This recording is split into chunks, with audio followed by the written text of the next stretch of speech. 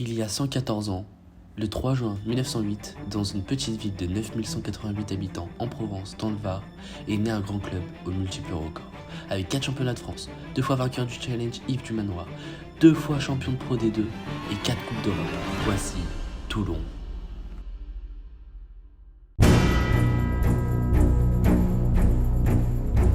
En 1907, naît le Stade Varois, qui s'est vu créé suite à la fusion de l'Union sportive sénoise et de l'Étoile sportive toulonnaise.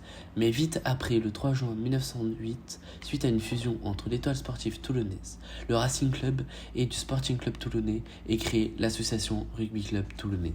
Les couleurs mythiques du club viennent peu après, car le nouveau club toulonnais est parrainé par un autre club mythique, le Stade Toulousain. C'est comme ça que le Rugby Club toulonnais portera son fameux maillot rouge et noir pour toujours. En 1909, le club rouge et noir remporte son premier trophée, le championnat du littoral, en battant l'Olympique de Marseille en finale. Puis, toujours en 1909, le club connaît sa première finale nationale en deuxième série face à l'US Montauban, où Toulon connaîtra sa première défaite en finale sur le score de 15-3. Pendant 9 ans, le club n'est pas reconnu comme club, mais c'est le 8 février 1917 que le club est déclaré en sous-préfecture. Alors qu'il est encore joueur, le tout premier président du club est Louis Gorlier. À cette époque, les joueurs sont principalement composés de marins.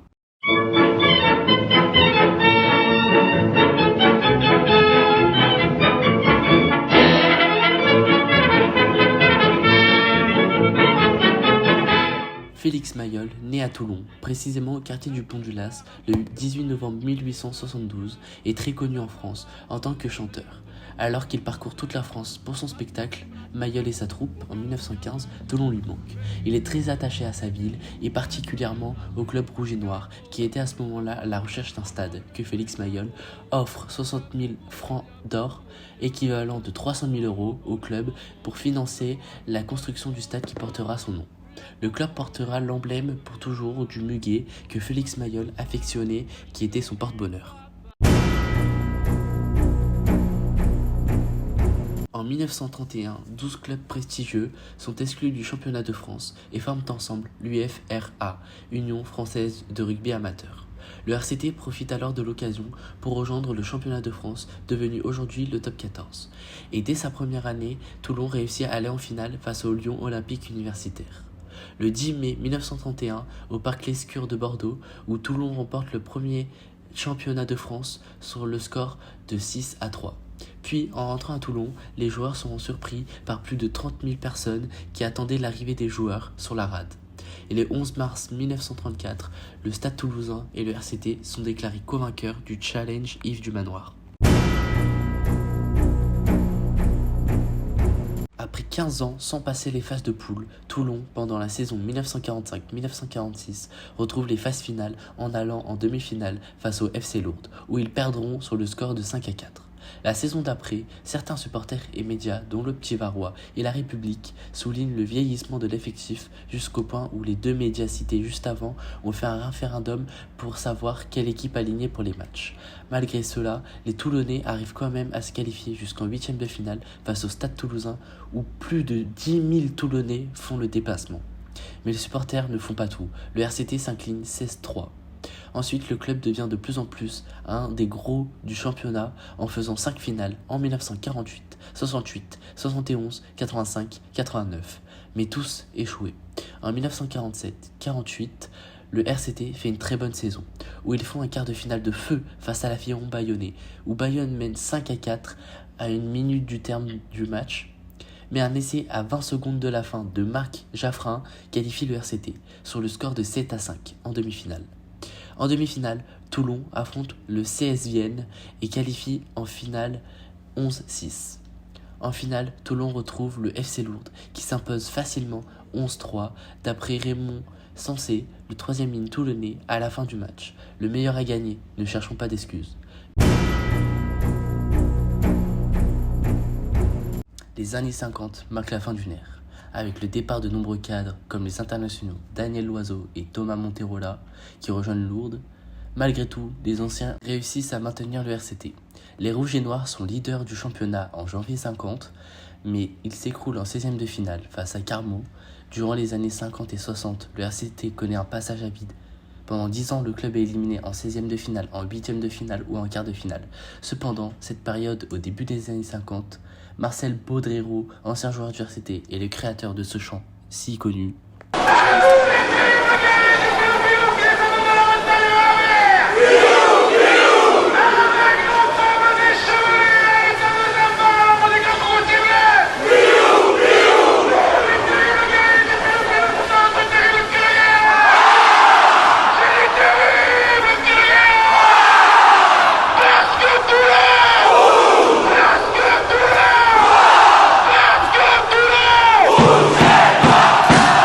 fonde de l'école de rugby du RCT, qui remportera en 1955 le premier challenge Marcel Michelin. En 1955, la première fois que le RCT remporte le challenge du club complet décerné par le Midi Olympique. Lors de la finale de 1968 face à Lourdes, la fameuse bande Aérero perd le match, pas à la régulière car ils font 9-9 partout, mais après les prolongations. Mais Toulon perd au nombre d'essais, qui est de 0 pour Toulon et 2 pour Lourdes, qui gagne finalement le match. Puis, c'est en 1970 que le RCT remporte son deuxième et dernier challenge Yves du Manoir face au SUE Agen, 25-22. L'année suivante, en 1971, Toulon se retrouve en finale du championnat de France. Mais battu par Béziers 9-15, la saison suivante, une guerre éclate au sein du club, entre les dirigeants et les joueurs, où 11 d'entre eux, dont 10 titulaires, quittent le club pour rejoindre le RCC Nice, alors en deuxième division à ce moment-là, mais le club arrive toutefois à conserver sa place dans le dernier carré la saison suivante. En 1974, le RCT remporte pour la deuxième fois le challenge du club complet grâce à sa Nationale B, championne de France pour la deuxième fois consécutive, et à ses cadets, champion de France, mais pour l'équipe première ce n'est toujours pas ça, car pendant 10 ans, il n'arrive pas à passer le cap des huitièmes de finale. Ancien troisième ligne du RCT de 1966 à 1971 et légende du club, mesdames et messieurs, voici Daniel Herrero, qui devient entraîneur en 1983. Daniel Herrero arrive à conduire le club jusqu'en finale au Parc des Princes en 1985 et qui laisse beaucoup de regrets car le RCT perd en prolongation dans une finale rouge et noire contre le Stade Toulousain, dans un match qui est considéré par beaucoup comme l'une des plus belles finales de l'histoire, avec scénario improbable. Résumé du match signé l'équipe. À la 24e minute, l'attaque toulonnaise fait mouche, et sur une combinaison orchestrée par l'ouvreur Christian Covy, l'ailier Thierry Fournier traverse la défense pour filer et inscrire le premier essai de cette finale qui s'annonce spectaculaire. Petit taureau au sabot aillé, le demi-mêlée international Jérôme Gallion met Toulon dans le sens de la marche en s'engouffrant dans les premières brèches. Toulouse n'est pas encore parvenu à lancer son jeu. À la pause, au Parc des Princes, Toulon mène 12-3 et Jérôme Gallion exhorte ses coéquipiers à ne pas commettre de fautes, ce qui permettrait à Toulouse de revenir au score sans coup férir. Les supporters varois sont confiants. Ils ont confectionné des drapeaux en hommage à leur entraîneur, Daniel Herrero, personnage haut en couleur à qui ils vouent un authentique culte. Mais le début de seconde période est tout à l'avantage des coéquipiers de Serge Gabarnet, et si le centre Eric Bonneval, l'un des plus grands bonhommes de cette finale, marque à la 50e minute le premier essai du Stade Toulousain. Nouvelle percée du centre Eric Bonneval qui prend toute la défense varoise à revers. Son compère Denis Charvet va en profiter pour marquer lui aussi à l'heure de jeu. Toulouse mène 13-12, cette finale a changé d'âme. Passé en deuxième ligne, le surpuissant Toulousain Karl Janik transfuge de l'athlétisme. S'échappe en passant au milieu du bac toulonnais. Le dynamisme toulousain commence à porter ses fruits. Si Eric Bonneval a inscrit 2 essais, Denis Charvet, étincelant, va en marquer 3. À la conclusion des actions toulousaines, il permet son équipe d'accrocher le nul, 19-19, qui lui ouvre les portes des prolongations. Surnommé Matabio comme la gare de Toulouse. Pour sa propension à trier les ballons, Albert Cigagna exprime toute sa science de jeu. Il sert ici son demi-mêlée Michel Lopez. Prolongation donc, les Toulousains sont les plus frais. Les anciens Serge Gabarnet et Guy Novès haranguent la troupe, l'encourageant à poursuivre ses initiatives en attaque pour faire craquer la digue toulonnaise. Dès la 4e minute de prolongation, Eric Bonneval s'en va marquer à toutes jambes son deuxième essai. Il propulse Toulouse en tête, 23-19. Les Varois n'ont plus assez d'énergie pour relever ce défi offensif. Assis sur le banc et complètement habité par la passion du jeu, de mouvement, Jean-Claude Scrella et Pierre Villepreux vivent pleinement cette finale. Le pilier Claude Portolan a marqué le 5e essai toulousain et porte la marque à 30-19. À la 110e minute, Denis Charvet, d'un 3e essai, vient de porter le coup de grâce. Toulouse ne sera pas rejoint et l'emportera 36-22. L'ailier Guy Novès tombe à genoux, extatique. En 1985-1986, le RCT figure parmi les favoris au titre. Sa génération dorée semble capable d'atteindre le bout de bois. Durant la saison, il s'impose avec brio au challenge Yves du Manoir contre Grenoble, futur finaliste de la compétition 33. Et un championnat contre Bayonne 60-0. Dans les phases finales, ils enchaînent les victoires jusqu'à tomber face à Agen en demi-finale. Alors que Toulon domine toute la première mi-temps, à la surprise générale, c'est Agen qui l'emporte sur le score de 18-38. Mais la saison d'après, l'entraîneur au bandana rouge, Daniel Herrero, annonce le bouclier ou rien, car cela fait plus de 56 ans que la Rade n'a pas revu le trophée. Toujours bien placés, les Varois n'ont plus réussi à ramener le précieux bout de bois, comme le prouvent les nombreuses finales perdues. Grâce à une génération mythique, Manu Diaz, Bernard Herrero, Éric Champ, Gilbert Doucet, Jérôme Gallion, Jérôme Bianchi et bien d'autres encore. Et grâce à l'entraîneur Daniel Herrero, le RCT mène cette année-là une saison particulièrement aboutie. Présentant un gros mental, reste invaincu à Mayol, Toulon est le meilleur club français sur toute la saison. Club numéro 1 à l'issue des matchs de poule, meilleure attaque du championnat, meilleur buteur avec Jérôme Bianchi, meilleur botteur avec Covy, le RCT se défait avec difficulté d'Agen et ses internationaux en demi-finale, sur le score de 18-16, grâce à une pénalité de Jérôme Bianchi en fin de match, puis bat le Racing Club de France en finale sur le score de 12-16. Cette victoire marque l'aboutissement du projet Herrero, construit depuis 3 ans sur le combat physique et les qualités de cette talentueuse génération toulonnaise. Le RCT ramène enfin le bouclier de Brennus sur la rade. À Toulon, tout est pardonnable, sauf le manque de courage, dit Daniel Herrero, peu de temps après la finale. La saison 1987-1988 semble être la confirmation de la saison précédente. Toulon hérite d'un groupe difficile en championnat, mais finit leader devant Agen et Grenoble et premier club français. Durant cette période, le club établit son record d'invincibilité à Mayol, 18 mois en challenge Yves du Manoir. Il est battu en demi-finale par le futur vainqueur, le Stade Toulousain. Mais il prend sa revanche un mois plus tard en quart de finale du championnat.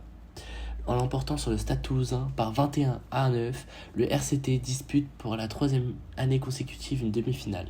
Il est opposé à Tarbes, équipe surprise qualifiée in extremis, alors que tout le monde voit le RCT l'emporter. Les Tarbais créent la sensation en éliminant le champion de France, sur le score de 31-12.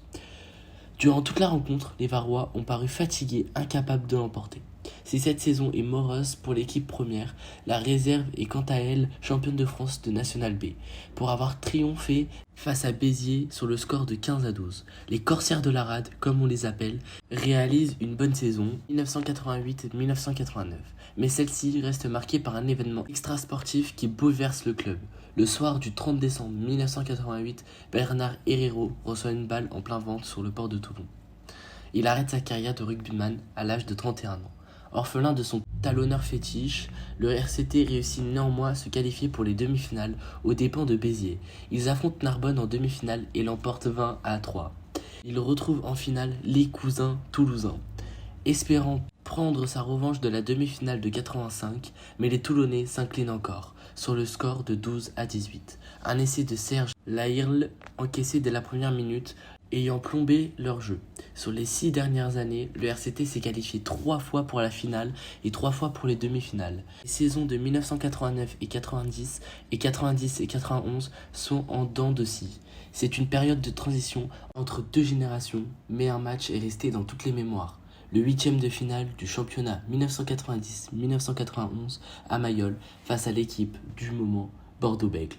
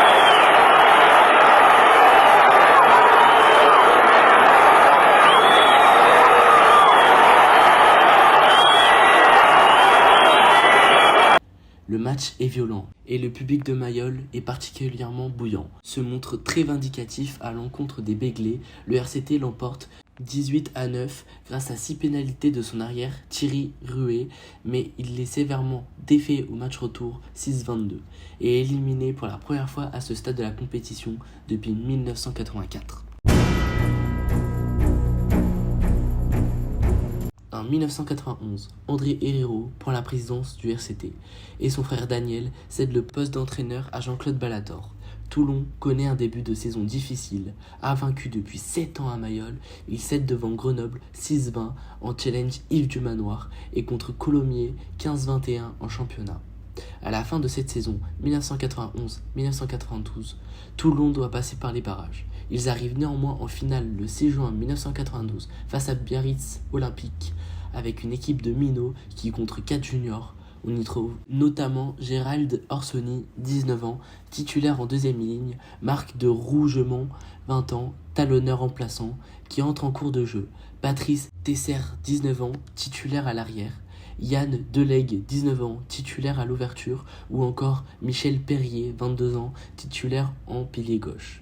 L'emblématique Éric Champ ne participe pas à cette finale à la suite d'un carton rouge récolté lors de la demi-finale du Challenge Yves du Manoir, perdu à Agen. C'est donc Pierre Trémouille qui est capitaine ce jour-là. Toulon domine sa finale et muselle le chef d'orchestre Biarrot, Serge Blanco. Un essai sur la sirène de Biarritz n'est pas suffisant pour empêcher le RCT de l'emporter 19-14. À la surprise générale, le rugby club toulonnais devient champion de France pour la 3e fois de son histoire, empêchant Serge Blanco de toucher le bouclier avec son club de toujours, pour le dernier match de sa carrière. La fête à Toulon réunit plus de 40 000 personnes. André Herrero se retire du poste de président du RCT. Toulon perd ensuite 2 demi-finales du championnat contre le Castres Olympique sur le score de 17-16 en 1993 et de 18-13 en 1995, mais également en demi-finale de Challenge Yves du Manoir en 1995 au Stade Toulousain 13-21 et en 1996 contre la section paloise 3-5 au tir au but. Le contrôle du match. Les avants de Toulon sont conquérants, ils gagnent la partie de bras de fer. Quand la balle parvient à Delegue, le jeune ouvreur toulonnais, le drop claque, du gauche, entre les poteaux, 19 ans Delegue, mais déjà tant d'assurance. Jean-Claude Ballator, l'entraîneur, n'est pas pour autant satisfait à la mi-temps. Dommage, je ne vous ai pas reconnu. À part la mêlée, vous avez laissé des plumes. Vous n'êtes pas assez agressif devant. Alors, on ne s'appelle pas, on va chez eux. On continue à mêler et on sort les ballons plus vite. Dans le camp de Biarritz, les Toulonnais s'installent dès le coup d'envoi de la seconde mi-temps. Le ballon circule, Delegue pour Trémouille, Trémouille pour Repon et Repon pour l'essai. Tout bon, Toulon.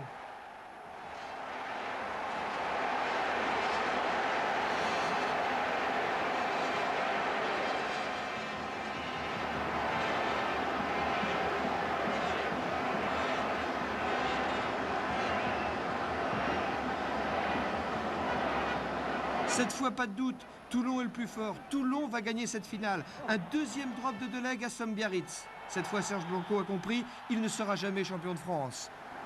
Éric Champ, qui n'a pas joué pour cause de suspension, devient le premier capitaine à recevoir le bouclier en tenue civile.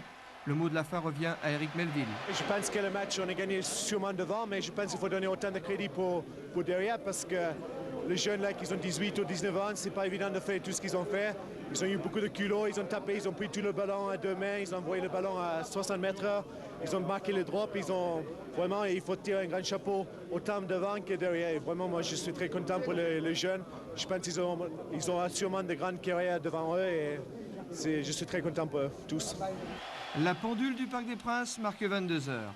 Une longue nuit de bonheur mérité commence pour Toulon.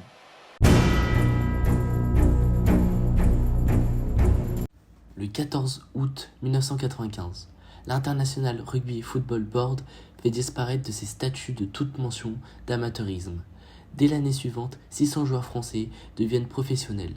Depuis le sacre de 1992, le RCT semble porté par une nouvelle génération très talentueuse, à l'image des futurs internationaux, comme le regretté Christophe Dominici et Michel Perrier, tous deux d'origine varoise. Marc de Rougemont et Yann Delegue. Pourtant, à partir de la saison 1996 et 97, le club connaît toutes sortes de difficultés.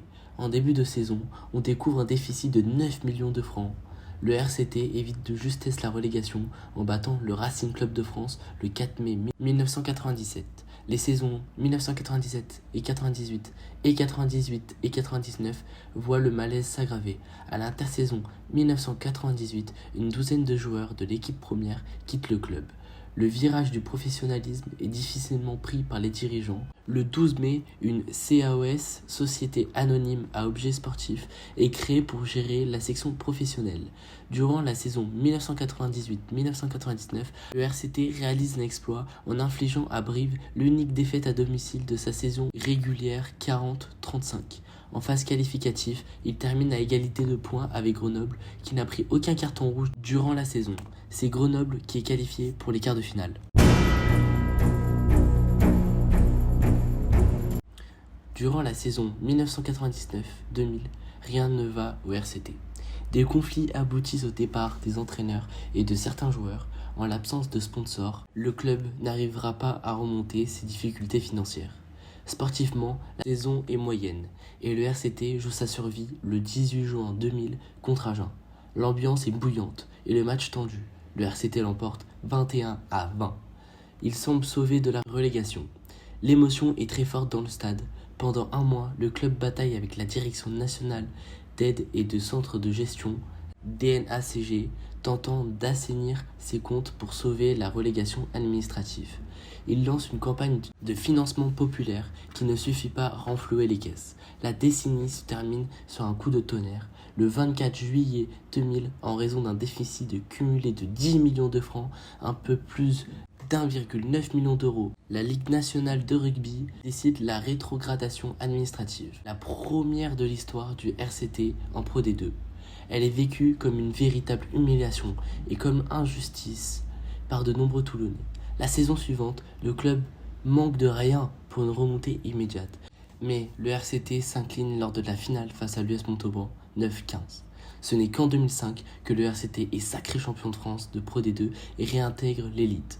Mais en 2005-2006, avec 3 victoires en 26 rencontres, Toulon retombe immédiatement en 2e division, pour sa seule et unique rétrogradation sur le terrain. Le 15 juin 2006, la SAOS, Société gérant la section professionnelle, devient une SAPS, Société Anonyme Sportive Professionnelle.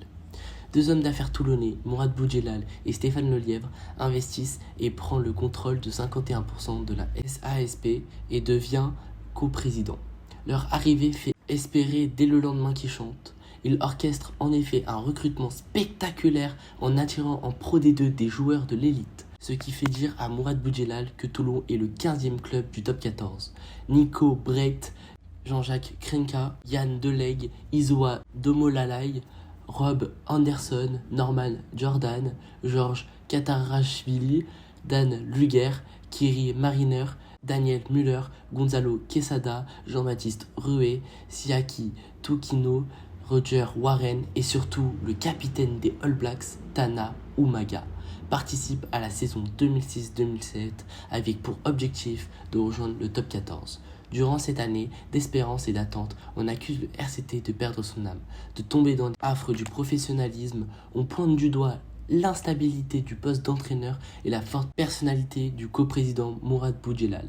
En demi-finale de barrage d'accession au top 14, le RCT échoue 17-21 face à La Rochelle. Pour autant, la formation n'est pas délaissée. En 2005-2006, Toulon fait partie d'un club des 5 avec Pau, Montferrand, Bourgoin et Perpignan, dont les 3 équipes de jeunes, Espoir, Réchelle et Crabos, disputent les 8e de finale de championnat de France. Preuve de la vivialité de la formation toulonnaise. La belle aventure des Espoirs se poursuit même jusqu'en demi-finale, où ils perdent de peu face au CA Brive en étant amputés de nombreux titulaires. Réquisitionnés pour un match, pour autant sans enjeu, de l'équipe 1 à Perpignan. En 2007, les cadets du RCT-PM du club se voient même sacrés champions de France cadets, en battant en finale les cadets de l'USAP, 16-10. Le 15 mai 2007, le coprésident Stéphane Lelièvre se met en retrait. Il vend des parts, Mourad Boudjelal devient majoritaire et le seul président du club. Le 31 mai, Tana Umaga est nommé manager général pour 2 saisons. Le recrutement pour la saison 2007-2006 est encore spectaculaire, avec les signatures d'Oren Aïe, le joueur de l'année 2005 de rugby à 7, Georges Gregan, recordman mondial des sélections avec 139 matchs pour l'Australie. Andrew Mertens, recordman du nombre de points marqués avec les All Blacks, avec 967 points. Anton Oliver Victor Matfield, fraîchement élu meilleur joueur du monde. Sous les ordres de Tana Umaga, l'équipe confirme ses prétentions lors du match d'ouverture, grâce à une victoire fleuve contre l'AS Béziers, 41-7 au stade Mayol. Le 18 février 2008, le club annonce le recrutement d'une légende du RCT, Bakis Botha, destiné à reformer avec Victor Matfield la seconde ligne légendaire d'équipe d'Afrique du Sud championne du monde. Mais Botha n'arrive pas en mars comme prévu. Il est retenu par son club des Bulls. L'affaire est portée devant les tribunaux d'Afrique du Sud. Peu après, Matfield annonce son départ de Toulon pour les Bulls à la fin de la saison. Ayant conservé la première place du classement depuis les premières journées, le RCT est sacré champion de France de Pro D2 en battant son dauphin, le Racing Métro 92, sur le score de 31-17 le 25 mai à 2 journées de la fin de la saison. Monsieur Matteux, écoutez!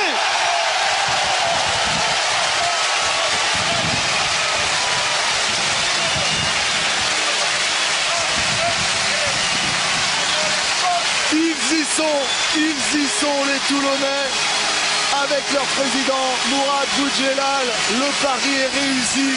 Toulon va revenir dans le top 14 et c'est la meilleure nouvelle qu'on puisse avoir du côté des clubs qui resteront dans le top 14 parce que ce club est un grand club et qu'il mérite sa place dans l'élite du rugby français, Yann. Et il mérite sa place et on a envie de dire qu'il y reste quoi, dans ce top 14, qu'il ne fasse pas l'ascenseur comme il y a quelques années, qu'il reste, qu'il marque de son empreinte le top 14 comme ça a été le cas il y a plusieurs années.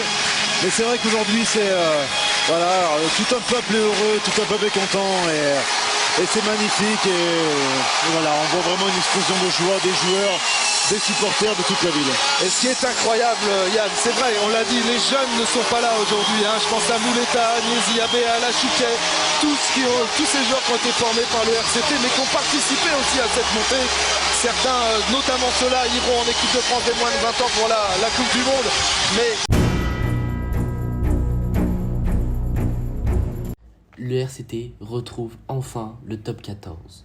La saison 2008-2009 voit notamment les signatures du regretté Jerry Collins, de Giovanni Kirk et de Sonny Bill Williams. Le 18 avril 2009, le RCT joue pour la première fois au stade Vélodrome de Marseille contre le stade toulousain, victoire 14-6 devant 50 900 spectateurs. Pour son retour en top 14, le club finit 9e du championnat. La saison 2009-2010 voit arriver notamment Pierre Mignoni et Laurent Emanueli, tous deux natifs de Toulon. Et voit aussi l'arrivée de Felipe Cantepomi, Juan Martin Fernandez Lobé, Sébastien Bruno et la légende du rugby Johnny Wilkinson. Philippe Saint-André est intronisé manager. Le RCT finit invaincu dans son antre de Mayol, deuxième de la phase de poule et se qualifie directement pour les demi-finales. Il chute en demi-finale face à Clermont 29-35. Après les prolongations et un match à suspense, le 23 mai 2010 au stade Vélodrome, il perd la finale du Challenge européen contre les Cardiff Blues 28-21. La saison 2010-2011 voit débarquer à Toulon George Smith, Paul Saquet, Dean Schofield, Karl Lehmann et Rudy Wolff, afin de mieux répondre aux exigences de la Ligue nationale de rugby du quota de GIF, joueurs issus des filières de formation. Le club enregistre également les signatures des Français Jean-Philippe Genevois, Benjamin Lapère, Geoffroy Messina et Christophe Samson. Après des débuts poussifs, 2 défaites lors des 2 premières réceptions à Mayol, le RCT se reprend. Il a l'ambition de jouer les phases finales, mais il finit à la 8e place. Pour sa première participation en Coupe d'Europe, il perd en quart de finale contre l'USAP à Barcelone sur le score de 25-29. La saison 2011-2012 voit arriver en renfort Matt Guiteau, Bakis Botha, David Smith, Simon Shaw, Alexis Palisson, Mathieu Bastaro, Sébastien Thiusbord et Stephen Armitage.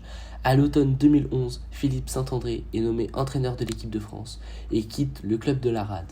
Il est remplacé par Bernard Laporte, ancien sélectionneur du 15 de France. Laporte, après une 3e place lors de la saison régulière du top 14, réussit à hisser le club en finale du Challenge européen, finale perdue contre le Biarritz Olympique sur le score de 18-21. En top 14, le RCT bat le Racing Métro 92 17-13 en quart et l'ASM Clermont-Auvergne 15-12 en demi-finale. Pour la première fois depuis 1992, ils accèdent en finale du top 14. Ils perdent malheureusement cette finale 12-18 face au Stade Toulousain.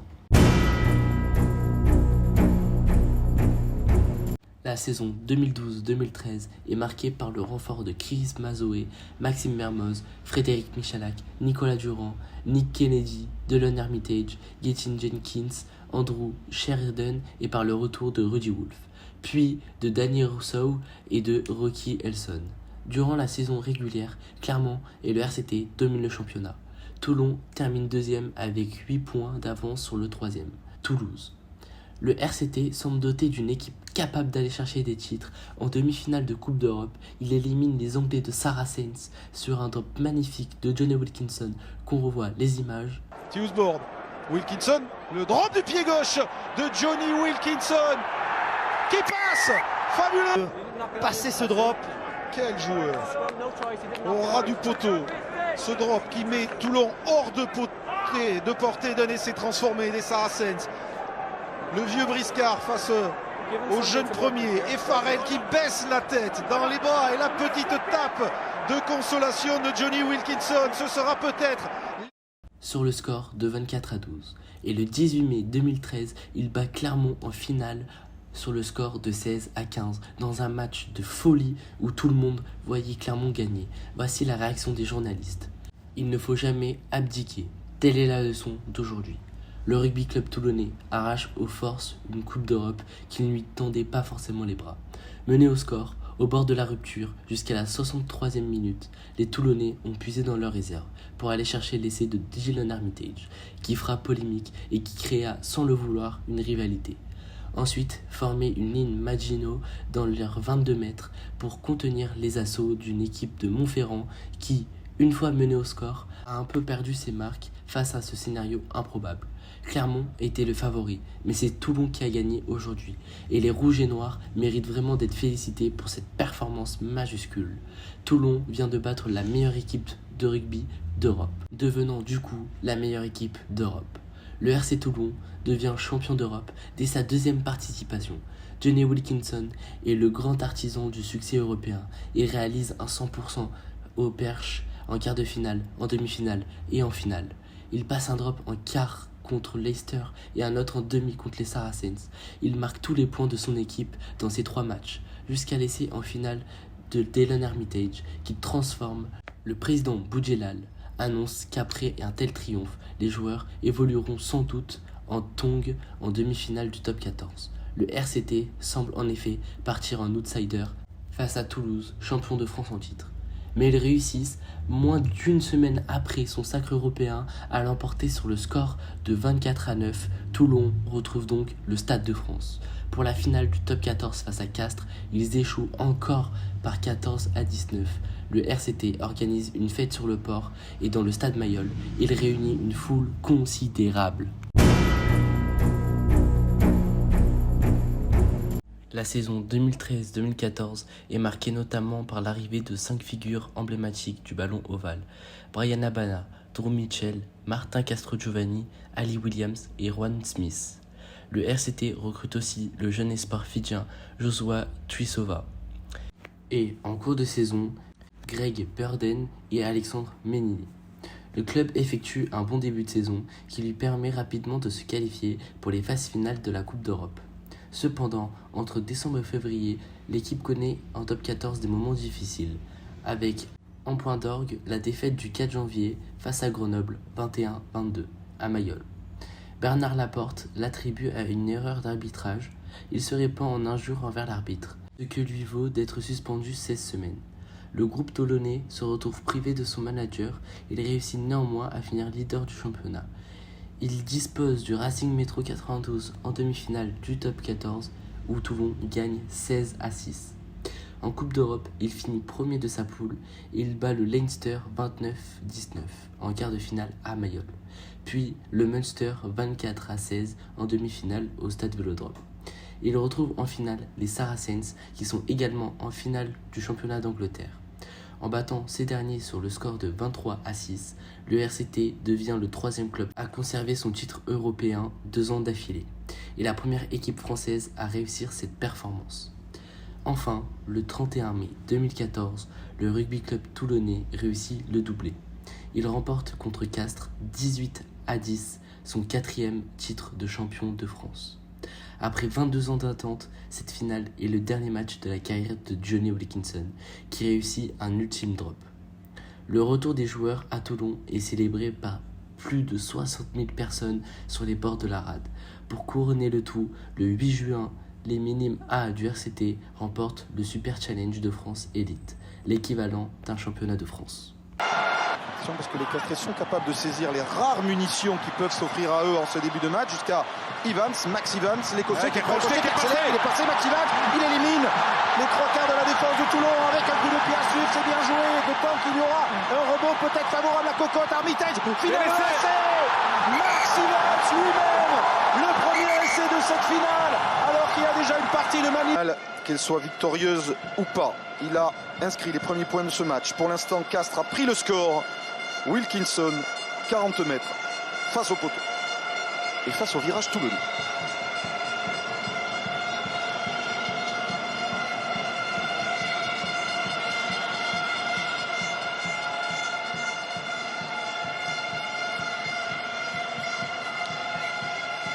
Il avait touché 2 fois les poteaux l'an dernier, lors de la finale, ici même.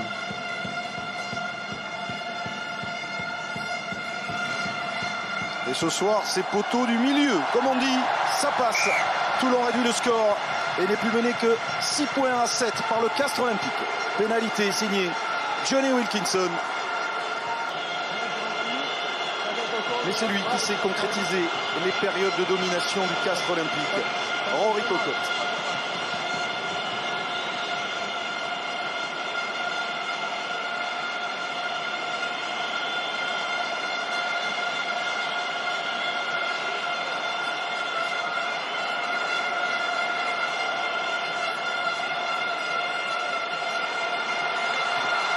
Cocotte répond à Wilkinson et le Castres Olympique mène. Qui en profite, qui est revenu prendre les consignes du côté de son staff.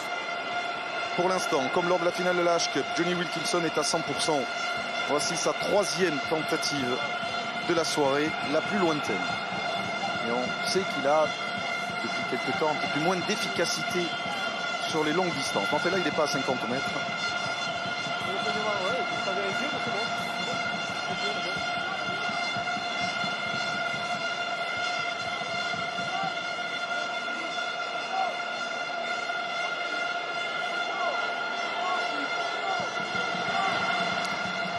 Bien frappé, ce ballon qui va une nouvelle fois passer entre les perches. Et Johnny Wilkinson ramène les Toulonnais à 1 point des Castrés. Toulon 9, Castres 10. Le tournoi, le Grand Chelem, le championnat d'Angleterre, la Coupe d'Europe, mais jamais le bouclier de Brennus. Les comparatifs mi-temps 1, mi-temps 2, des pénalités très équilibrées sur la première période. Et en seconde, Castres qui semble fléchir. Et peut-être une des raisons aussi de ce coaching assez rapidement intervenu.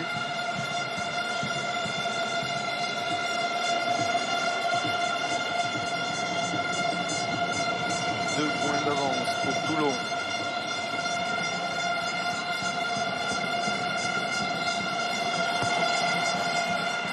Et 5 points d'avance pour Toulon. 100% toujours pour Johnny.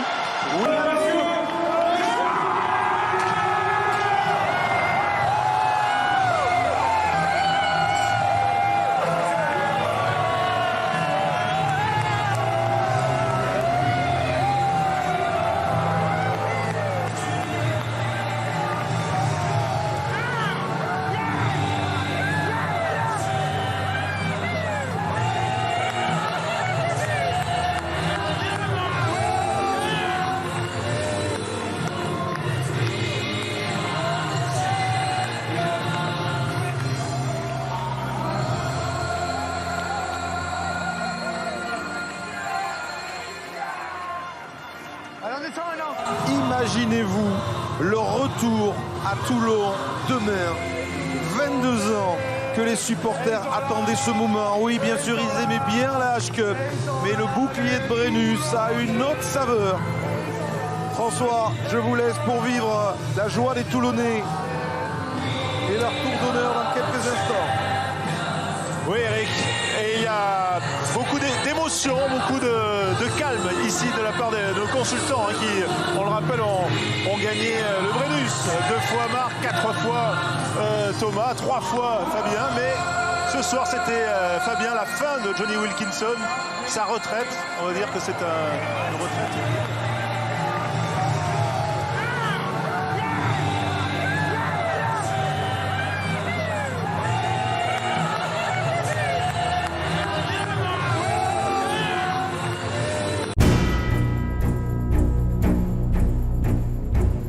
La saison 2014-2015 est marquée par l'arrivée de 2 stars, James O'Connor et Lialf Penny, par celle des internationaux français Romain Taofifinois et Guillaume Guirado, par celle des Argentins Juan Martín Hernández et Nicolas Sanchez, par celle de valeurs sûres du top 14 Gérard Vosloo et Mamouka Gorgodze, et par celle des espoirs Eric Escande, Suteni et Jimmy Yobo.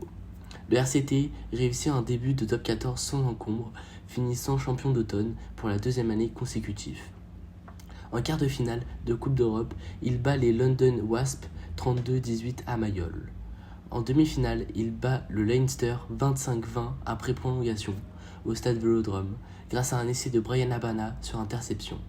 Les Toulonnais se qualifient donc pour la 3e fois d'affilée en finale de Coupe d'Europe. Ils vont affronter les Clermontois qu'ils ont vaincus 2 ans plus tôt à Twickenham. Le 2 mai 2015, la victoire est obtenue grâce à un essai formidable de Drew Mitchell qui parcourt 30 mètres en échappant au plaquage de 6 défenseurs.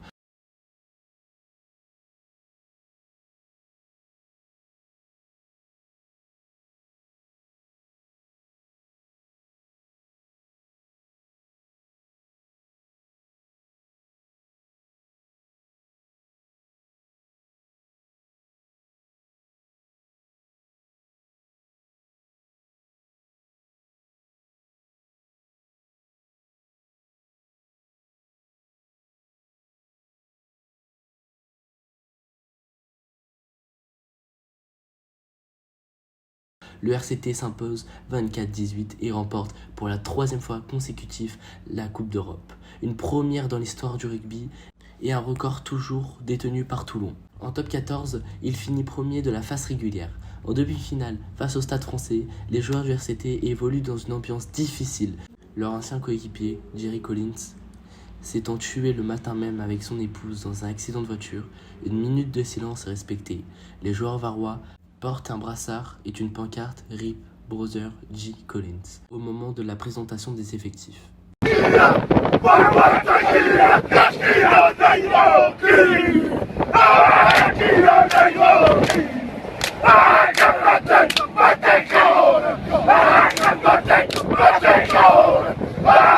Toulon est battu par le Stade français 16-33. Au terme de cette saison 2014-2015, une page se tourne. Johnny Wilkinson a pris sa retraite sportive 1 an plus tôt, car Lehmann, Pakis Botha et David Smith quittent le club à leur tour.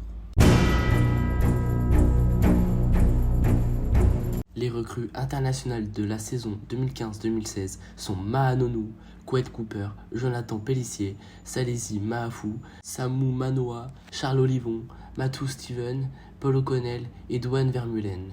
Côté manager, Bernard Laporte va rester seul patron jusqu'à la fin de la saison. À partir de décembre 2015, Diego Dominguez sera près de lui à temps plein, mais en tant qu'assistant. En Coupe d'Europe 2015-2016, le RCT champion en titre se trouve dans une poule difficile. Elle est composée entre autres de Bath, champion d'Europe 1998 et finaliste du championnat d'Angleterre 2014-2015, du Leinster, champion d'Europe 2009, 2011, 2012 et des Wasps, champion d'Europe 2004 et 2007 et demi-finaliste du championnat d'Angleterre 2014-2015. Malgré une défaite à Coventry chez les Wasps, le RCT bat toutes les autres équipes à Mayol.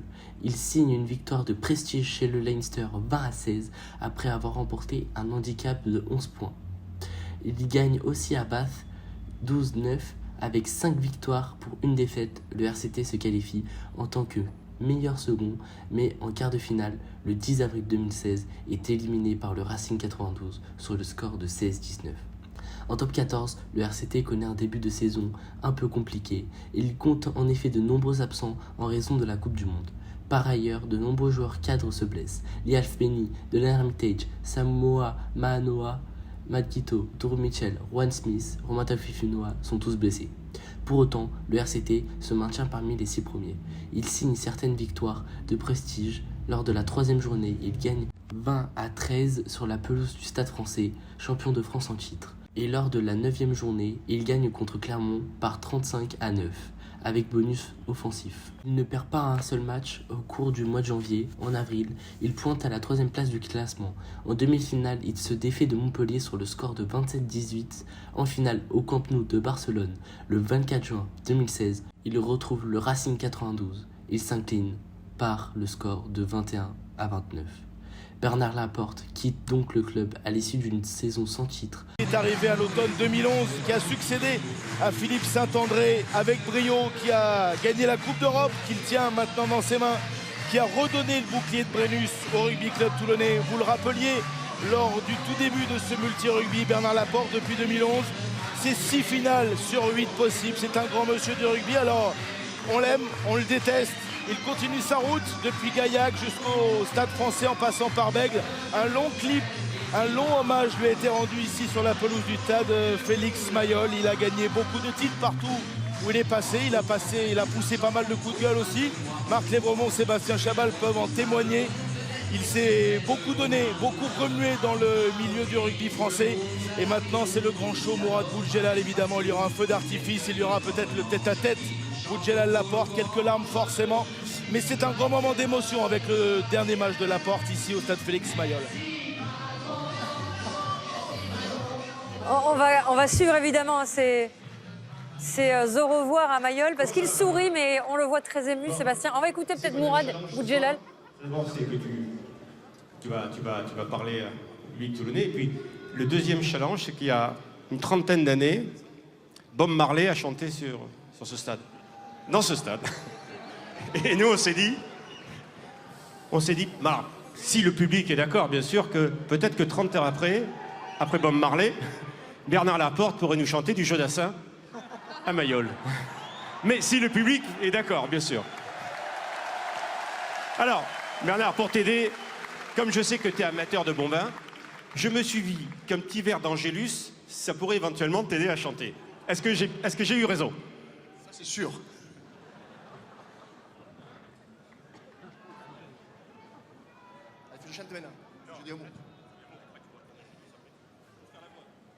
Je voudrais d'abord féliciter tous les joueurs pour le match. Ils nous ont apporté beaucoup de bonheur. C'était un objectif d'aller directement en demi-finale. Bravo pour ce que vous avez réalisé ce soir.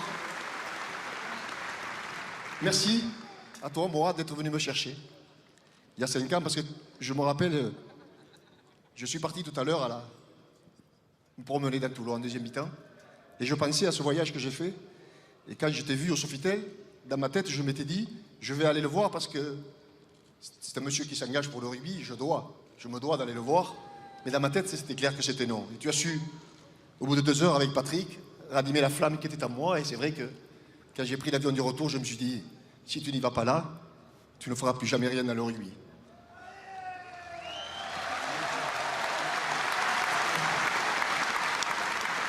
La deuxième chose, c'est... Je voudrais aussi dire un mot sur Hubert, le maire de cette ville, parce que c'est vrai que Hubert, pendant une semaine, m'a harcelé, il n'y a pas d'autre mot, au téléphone, en me disant, je sais que tu es en contact avec le président de Toulon, il faut que tu viennes, Hubert, il faut que tu viennes. J'ai eu le plaisir d'être dans un gouvernement avec Hubert, et c'est quelqu'un que j'aime profondément depuis longtemps. Et il fait beaucoup partie de ma venue aussi à Toulon, ça c'est une certitude.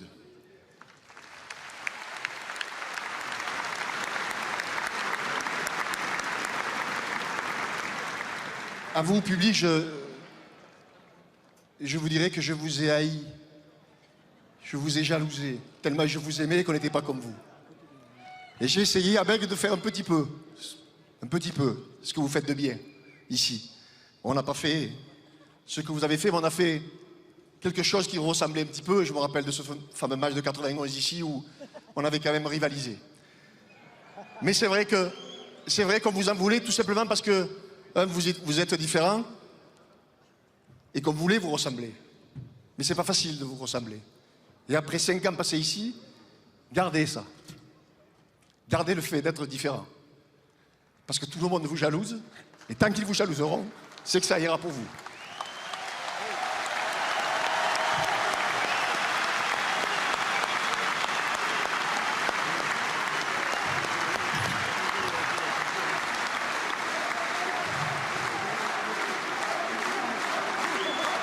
La dernière chose, elle va bien sûr à tous les joueurs que j'ai entraînés dans ce club. Et vous savez, sur mon portable, j'ai la tête de 3 joueurs qui pour moi ont coûté beaucoup parce qu'un portable, c'est petit. On ne peut pas mettre la tête de tous. Et j'ai la tête de Bakis, de Kar et de Ali. Et chaque fois que je téléphone, je les vois.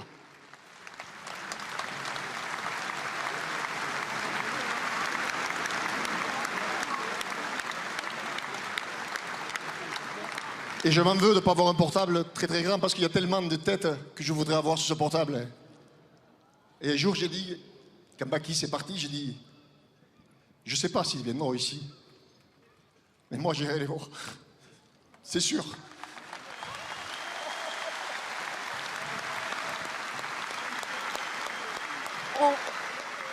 On va suivre. En revanche, les juniors Krabos décrochent le bouclier de champion de France en battant Bordeaux-Bègles sur le score de 31-14 et 5 essais à 1.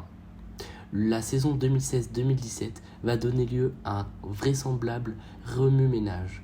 Parmi les entraîneurs présents aux côtés de Bernard Laporte depuis décembre 2015, Diego Dominguez doit lui succéder le 26 juillet 2016 au poste de manager. Mais début juillet, la presse annonce un possible départ.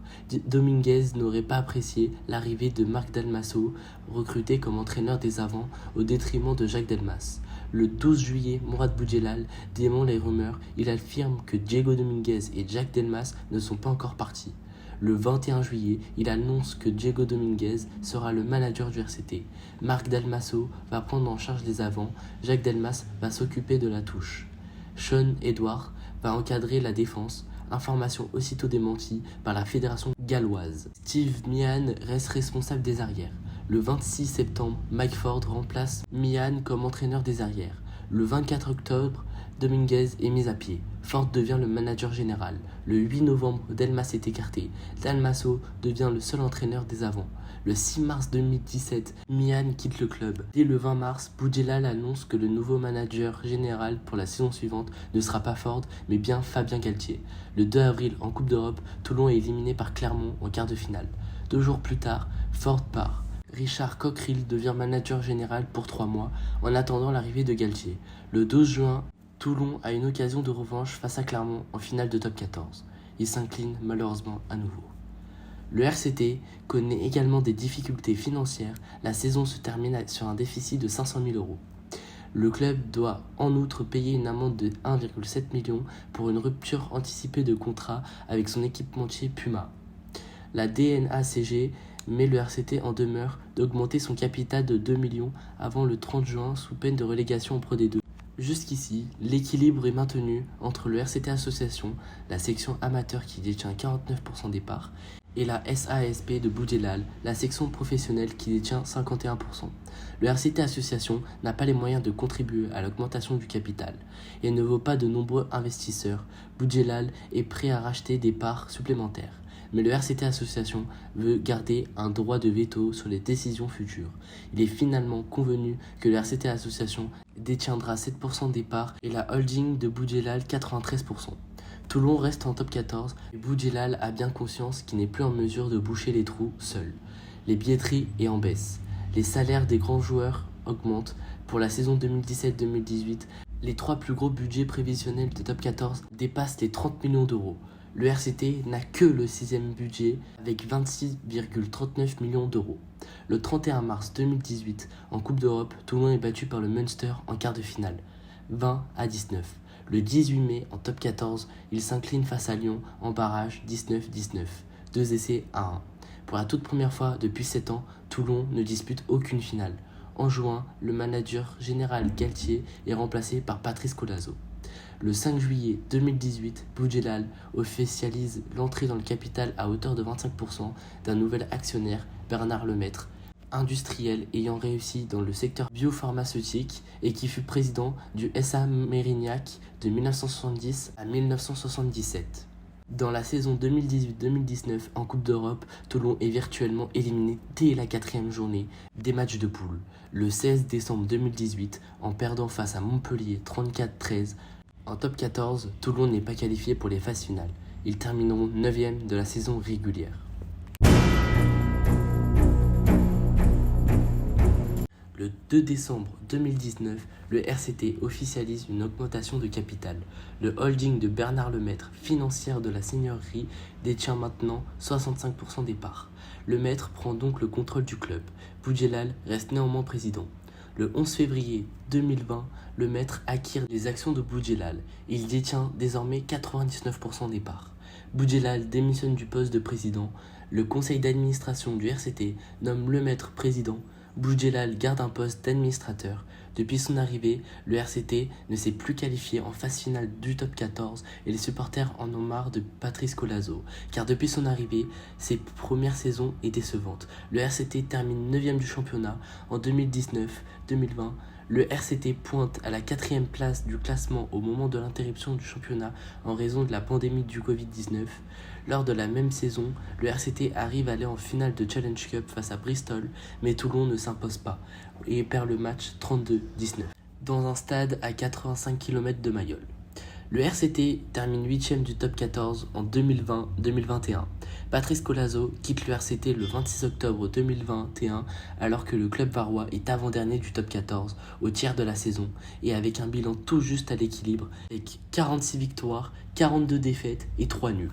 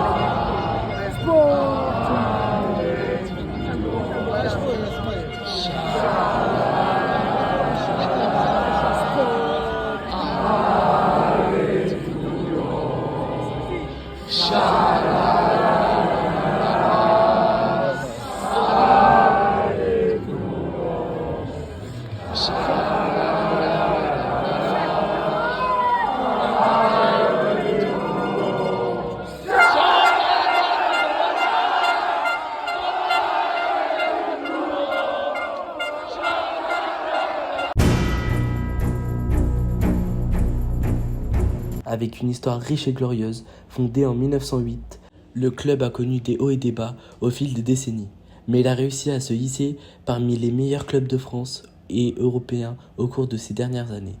Le RCT a remporté plusieurs titres majeurs, notamment 4 fois le titre de championnat de France en 1931, 1987, 1992, 2014, et dont 3 titres de champion d'Europe en 2013, 2014, 2015, qui est le record actuel de titres gagnés consécutivement.